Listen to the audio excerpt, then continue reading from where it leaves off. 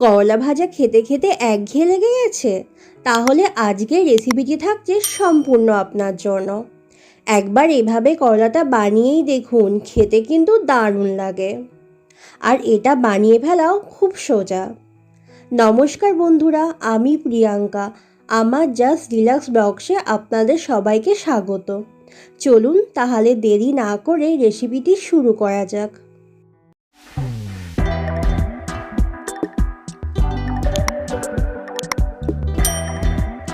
আজকের রেসিপিটি বানানোর জন্য আমি এখানে 4টে করলা নিয়ে এভাবে করে লম্বা লম্বা করে কেটে নিয়েছি, আর ভিতরের বীজগুলো আমি ফেলে দিয়েছি। এরপর করলাটাকে একটু ভাপিয়ে নেব। তার জন্য সসপ্যানে নিয়ে নিয়েছি গরম জল। এবার করলাটা দিয়ে ভাপিয়ে নেব। এভাবে করে ভাপিয়ে নিলে কি হয় বলুন তো, এই যে তিতো ভাবটা অনেকটাই কমে যায়।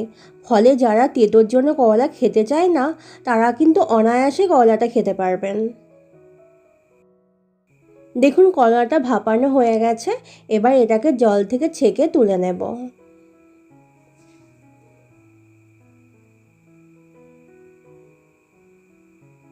ব্যাস, সবগুলো করলা তোলা হয়ে গেছে। এবার একটা কড়াই বসিয়ে দিয়েছি, আর কড়াইয়ে দিয়ে দেব সর্ষের তেল। তেলটা গরম হয়ে গেলে এর মধ্যে দিয়ে দেব কালো জিরে ফোড়ন। এরপর দিয়ে দেব 1 বাটি কুচনো পেঁয়াজ। আমি এখানে একটা মিডিয়াম সাইজের পেঁয়াজ নিয়ে সেটাকে কুচি করে কেটে নিয়েছি। এবার পেঁয়াজটা হালকা নাড়াচাড়া করে এর মধ্যে দিয়ে দেব 1 চামচ রসুন বাটা, দিয়ে দেব 1 চামচ আদা আর কাঁচা লঙ্কা বাটা, আর দিয়ে দেব একটা টমেটো বাটা। আমি এখানে একটা মিডিয়াম সাইজের টমেটো নিয়ে সেটাকে ব্লেন্ডারে ব্লেন্ড করে নিয়েছি। এবার সব মশলাগুলো ভালো করে মিশিয়ে নেব, আর তেলের সঙ্গে নাড়তে থাকবো যতক্ষণ পর্যন্ত না কাঁচা গন্ধটা চলে যাচ্ছে।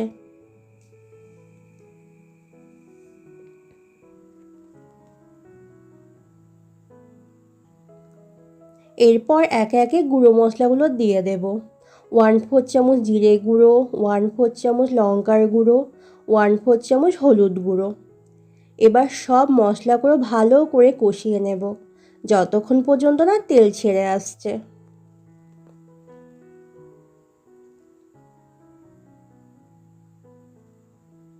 দেখুন মশলাটা খুব সুন্দরভাবে কষানো হয়ে গেছে, আর তেলও ছেড়ে দিয়েছে। এবার ভাপিয়ে রাখা করলাগুলো দিয়ে দেব। এবার মশলার সাথে খুব ভালোভাবে করলাগুলোকে মিশিয়ে নেব। আমার চ্যানেলে নতুন বন্ধুদের চ্যানেলটিকে সাবস্ক্রাইব করার অনুরোধ রইল, আর পাশাপাশি বেল আইকনটিকেও প্রেস করে রাখবেন। তাহলে আমি যখনই কোনো নতুন রেসিপি শেয়ার করব, আপনাদের কাছে পৌঁছে যাবে। দেখুন এর মধ্যে পরিমাণ মতো নুন দিয়ে আমি দিয়ে দিলাম 1/2 গ্লাস জল।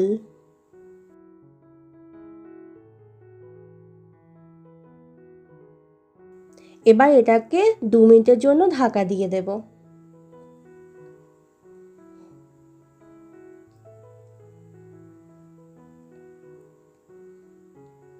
চলে এলাম 2 মিনিট পর। এবার ঢাকনাটা খুলে দেব, আর এভাবে করে নেড়েচেড়ে জলটাকে কমিয়ে নেব যতক্ষণ পর্যন্ত না এটা ঘন হয়ে আসছে। দেখুন জলটা শুকিয়ে ঘন হয়ে এসেছে। এভাবে এটাকে রেখে দেব, এর থেকে জল কিন্তু বেশি মারবো না।